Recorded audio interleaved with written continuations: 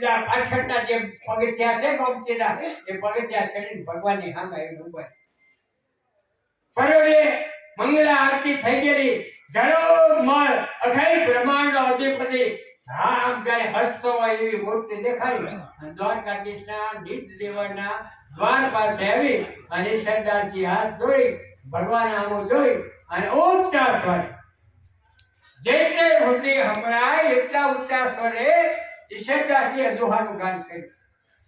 આજુબાજુના જેટલા યાત્રિકો હતા બધા ભેગા થઈ ગયા.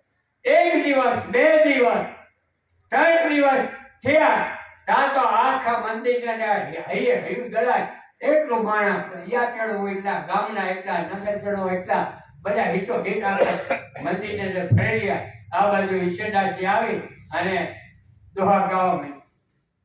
ત્રીજો દિવસ થયો એટલે ઈશ્વરદાસજી ભગવાન દ્વારકા અખિલ બ્રહ્માંડના અધિપતિ દ્વારકાધીશની સામે આંખ મેળી અને બોલ્યા, હે કાળિયા ઠાકર, હે મુરલી મોહન ગીતધારી, હું 17 દિવસથી અહીં ઊભો તારા ગુણગાન ગાઉં. હું એક જ નહીં, હજારો માણસ તારા ગુણગાન ગાય છે અને સાંભળે છે, પણ તું કઈ બોલતો નથી. અને પછી સાહેબ વ્યંગના દુહા કીધા. વ્યંગમાં આપણે જેમ કોઈને ઠપકો આપતા હોય અને એવા 11 દુહા કીધા. મુખ ગોવાળીઓ માંડીઓ શબ્દ સુણાને લે, આજે નેણે આજની હાર્યો પ્રકટ પુરાણ કરી દે.